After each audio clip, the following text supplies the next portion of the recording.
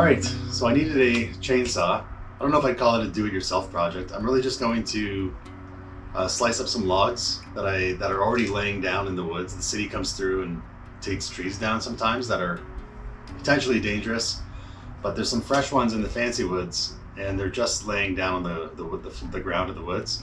I'm gonna just slice some sections of logs out to use as stools and pot stands and stuff like that. Anyways, went to Home Depot today and there was a couple different brands, but I settled on this Ryobi and I figured I would do the unboxing. So it's a cordless chainsaw, battery operated, and this one's a 40 volt with a 14-inch blade.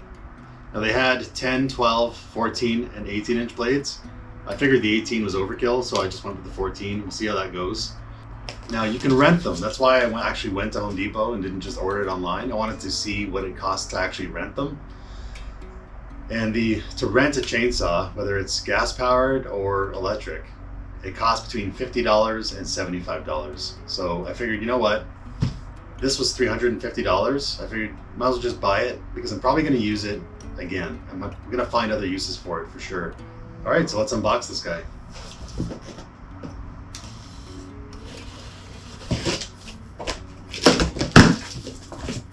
This is actually a knife. I was in Ottawa for Thanksgiving, visiting family.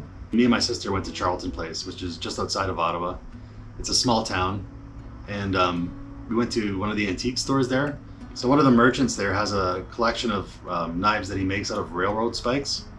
I thought that was pretty cool. The blade is a little bit funky, but the handle is actually really interesting. And the base of the handle kind of gives it away that it's a railroad spike. Can't say railroad. All right.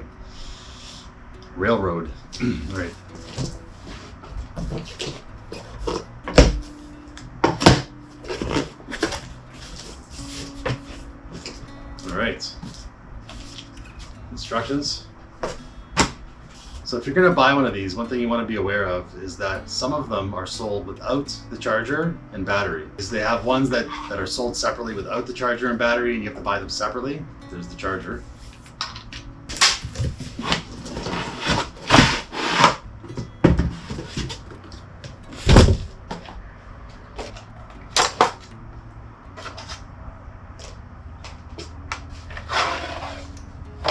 Cool. That's pretty cool. It's nice that it comes with a protector, but yeah, it's pretty sharp. So that's definitely going to be enough blade to do what I needed to do. With a 14-inch blade, you can get a 28-inch cut because you can come at the log from both sides. You cut it this way, you cut it that way, and you can get through a log that's 28 inches in diameter. If I'm going to buy one, I might as well buy a decent one. I don't like buying things and regretting the purchase later, wishing I would have bought a better one. So I usually go with the middle to upper tier versions of the products. All right, let's open this box.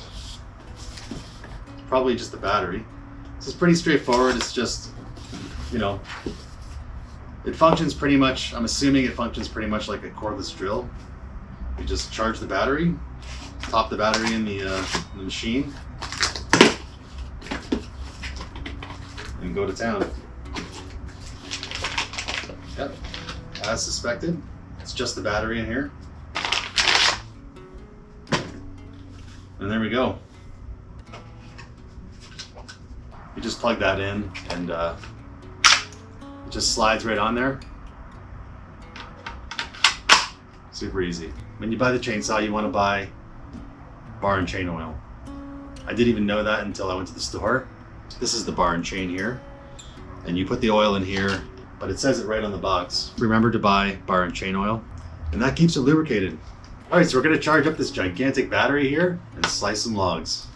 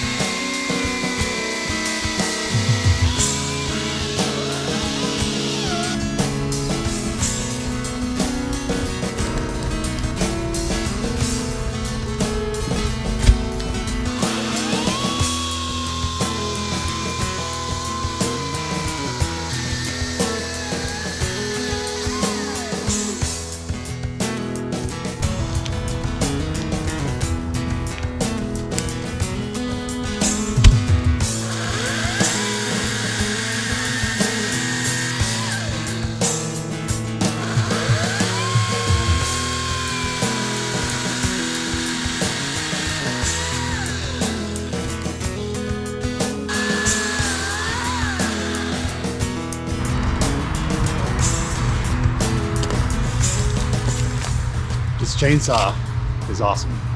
In the past, I've used gas-powered chainsaws, and this thing is, they don't have anything on this. This thing's awesome. Slices right through the wood. It's a beautiful cut.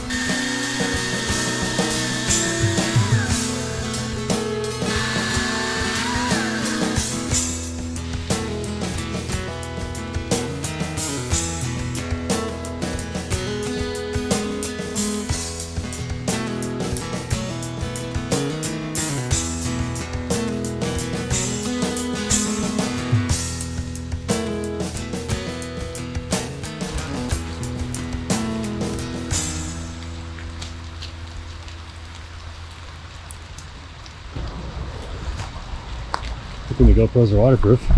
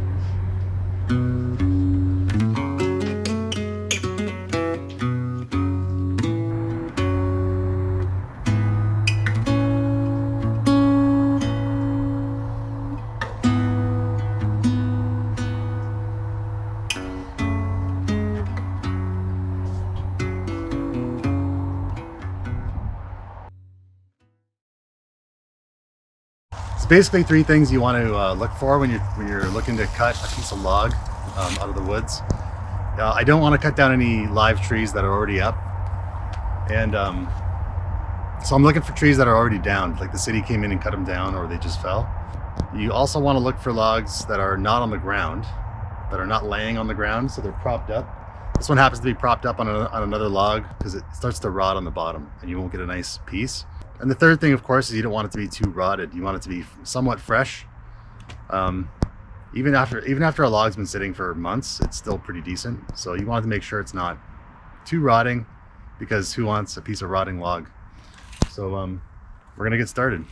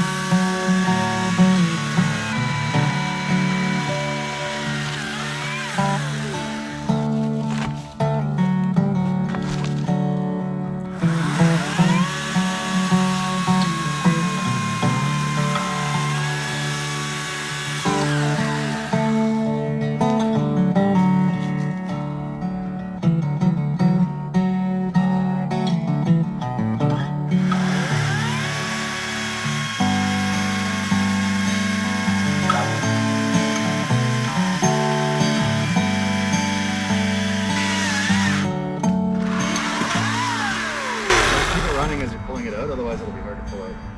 Okay. That feels weird. Nice cut.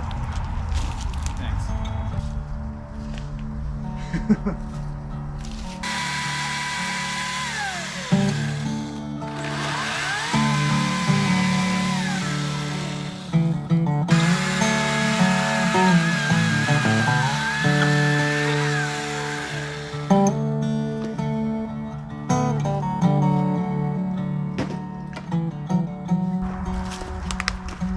All right, well, mission accomplished. Wait, no, just wait. Hold this. Hold this here, like this. You're gonna punch it? I'm gonna punch it. It's not drying through though, I don't care. That was fun. How's your hand? No, it's fine. It's fine. It's fine. I punched the punching bag, so I'm used to punching hard things.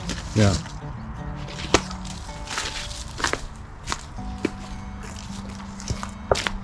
That's a pretty decent pine log too.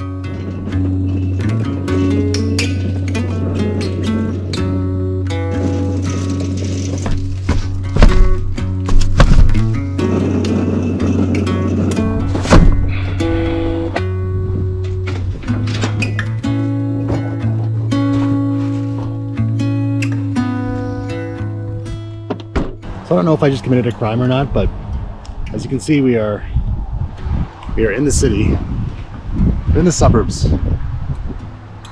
So I was basically just taking more off the pine tree that me and Pancake were working on. Yeah, I just wanted to come back and grab more from that tree because it was a nice round pine tree, had a good thickness to it, and it was off the ground, so I know that the bottom wasn't corroded. I'm going to take these and probably either use them as stools or just craft something out of them. It'll end up being some sort of easy DIY project. But that's it for today. I'm all full of sawdust here, so I'm going to go and get cleaned up.